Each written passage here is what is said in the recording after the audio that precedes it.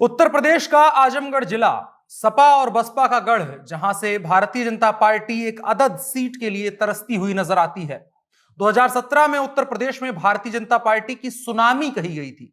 सारा का सारा विपक्ष भारतीय जनता पार्टी के सामने नतमस्तक नजर आया था और भारतीय जनता पार्टी एक तरफा जीती थी।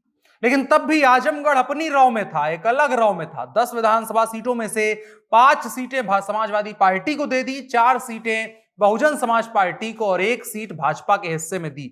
फूलपुर पवई, और उसे भी भाजपा की जीत नहीं माना जाना चाहिए क्योंकि वहां से जीते थे रमाकांत यादव के बेटे अरुणकांत, जो उस परिवार का अपना दबदबा है, ना कि भारतीय जनता पार्टी का उसमें कोई रोल रहा था। ये आजमगढ़ है, ये बहुत पुरानी दास्तान है जहां किरदारों के बदलने से किस्से नहीं बदलते हैं। चाहे मुलायम सिंह का दौर रहा हो या अखिलेश यादव का, आजमगढ़ ने हमेशा से समाजवादी विचारधारा का साथ दिया है। भारतीय जनता पार्टी को कभी स्वीकार नहीं किया। कांग्रेस भी पहले मजबूत थी, कांग्रेस पहले पूरे उत्तर प्रदेश में मजबूत थी, बाद में धीरे धीरे वो भी यहां से बाहर हो गई। लेकिन क्या अब आजमगढ़ की तस्वीर बदली हुई नजर आ रही है? आज समझने की कोशिश करेंगे इस वीडियो में कि आजमगढ़ अब क्या सोच रहा है। नमस्कार, मेरा नाम है अनुराग मिश्रा और आप देख रहे हैं जनता जंक्शन। मेरा नाम लालमोहन कुमार हुआ और हनुमान में लैब टेक्नीशियन के पद पर हूँ। और मैंने जब से यहाँ ज्वाइन किया, लगभग ये चौथा 5वां महीना है। और मैंने कोविड से शुरू किया कि लॉकडाउन था तो नाश्ता सुबह से जो शाम तक निकलते थे, बीच में कुछ मिलता नहीं था तो नाश्ता भी लोग करा देते कि आप नाश्ता पहले कीजिए, उसके बाद कलेक्शन लीजिएगा। हनुमान जो लॉन्च किया था उस समय उन्होंने बहुत ये किया कि नहीं, बहुत अच्छे समय पर आप लोग ये किए हैं और बहुत अच्छा रिस्पॉन्स मिल रहा है। हम आजमगढ़ की एक सीट फूलपुर पवई, रमाकांत यादव और अरुणकांत यादव क्या कहानी है उसको लेकर के विस्तार से एक वीडियो में बात कर चुके हैं। लेकिन आज बात करेंगे पूरे आजमगढ़ के बारे में कि वहां का माहौल क्या है। उसके पहले आजमगढ़ की थोड़ा सा कहानी जान लीजिए। इस जिले को बसाया था नवाब आजम शाह ने, जिसके कारण इसका नाम आजमगढ़ पड़ा। 15 नवंबर 1994 को उत्तर प्रदेश के 14वें मंडल के रूप में आजमगढ़ मंडल को बनाया गया।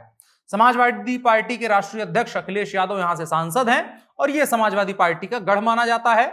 आजमगढ़ जिले में 8 तहसीलें हैं। सबसे बड़ी तहसील निजामाबाद है। आजमगढ़ में 22 ब्लॉक हैं, 10 विधानसभा, 2 लोकसभा की सीटें हैं, 2 नगर पालिका हैं, 11 नगर पंचायत हैं। यानी कि पूरी तरीके से राजनीति का एक कंप्लीट अखाड़ा यहां पर मौजूद है।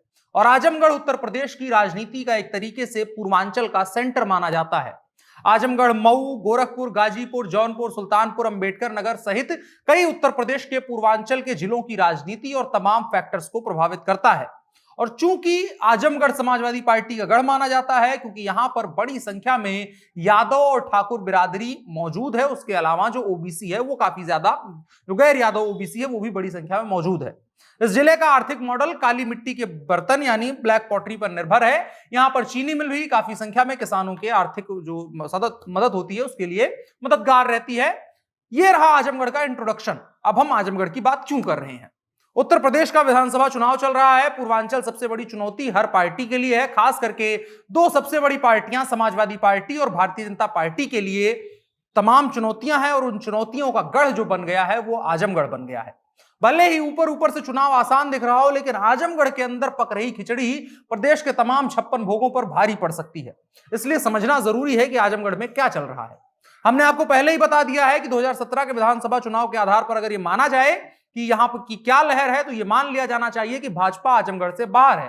भाजपा की लहर जब 17 में थी, जब प्रदेश में चल रही थी और भाजपा तगड़ा ढंग से जीती थी, 300 प्लस थी, तब भी आजमगढ़ की 10 विधानसभा सीटों में से 5 सपा को गई थी, 4 बसपा को और 1 भारतीय जनता पार्टी के हिस्से आई थी। वो भी इस वजह से क्योंकि सपा के ही बाहुबली थे रमाकांत यादव के बेटे अरुणकांत यादव, वो निजी उनकी हैसियत पे वहां पर जीत मिली थी। भाजपा का उसमें कोई रोल नहीं रहा था। एक बार फिर से आजमगढ़ चर्चा में है और चुनाव के पहले चर्चा में होता है। आजमगढ़ का जातीय और धर्म का समीकरण देखें तो आजमगढ़ में 20% यादव, 20% मुसलमान, 25% दलित और बाकी 35% सवर्ण है। यह आजमगढ़ की मोटा मोटी जातिगत कहानी है, जिसकी वजह से साफ तौर पर यह मुकाबला जो है वो सपा बसपा के बीच में ही नजर आता है, क्योंकि 20-20, 40% समाजवादी पार्टी का होता है, 25% दलित प्लस और सवर्ण अगर उसमें थोड़ा सा मिल जाए तो मामला मायावती की तरफ चला जाता है, क्योंकि मायावती बीते 2 चुनाव में सवर्ण भी उनको वोट थोड़ा बहुत कर रहा है और इन दोनों का जब जोड़ हो जाता है तो 85% वोट वैसे ही चला जाता है। इस वजह से भारतीय जनता पार्टी रेस से बाहर हो जाती है और आजमगढ़ में एक एक वोट जाति के आधार पर गिरता है और एक भी वोट टस से मस नहीं होता है। आजमगढ़ की 10 सीटों का नाम आते ही भारतीय जनता पार्टी का जो आला कमान है, जो थिंक टैंक है, उसके माथे पर लकीरें आने लगती हैं। पिछली बार भाजपा 1 सीट पर जीती थी, 4 सीटों पर रनर रही थी। और भाजपा को देख करके आपको समझ में आ जाएगा, और भाजपा वालों को भी अब समझ में आ गया है कि यहां पर न राम लहर काम आती है, न मोदी लहर काम आती है, न योगी लहर काम आती है। यहां काम आता है तो बस जाति का समीकरण। इसीलिए अब इस बार जो है भारतीय जनता पार्टी भी फूंक फूंक कर कदम रख रही है। उदाहरण देखना है तो गोपालपुर विधानसभा सीट देखिए। गोपालपुर से भाजपा ने भूमिहार नेता सत्येंद्र राय को मैदान में उतारा है।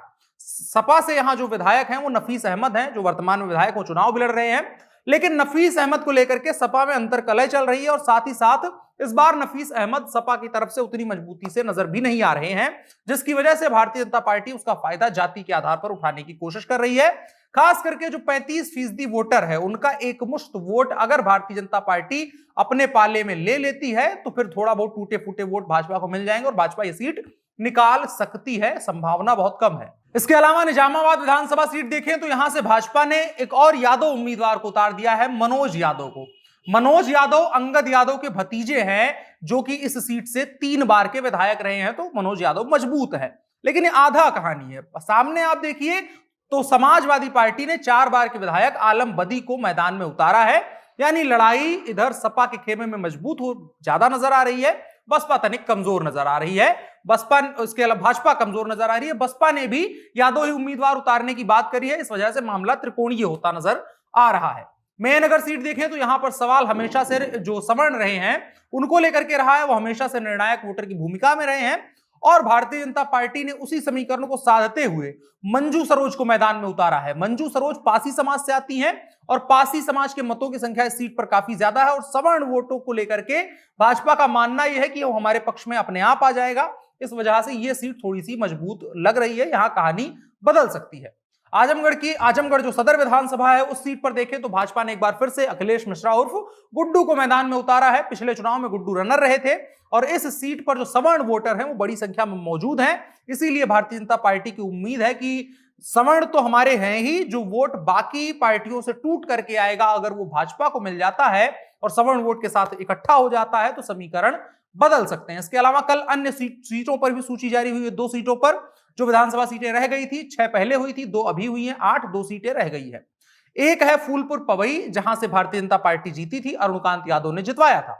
लेकिन इस बार उनका टिकट कट गया है, और जातीय समीकरण से परे पूर्वांचल की जो सीट है, जो अभी यहाँ की यहाँ का अगर राजनीति देखेंगे तो यादव में जाता है, लेकिन अगर पूरे पूर्वांचल की राजनीति देखेंगे तो जो राजभर समुदाय है उसको साधने के लिए भारतीय जनता पार्टी के पास बड़ा चेहरा कोई नहीं रह गया है। ओम प्रकाश राजभर लगातार अपने आप को मजबूत कर रहे हैं।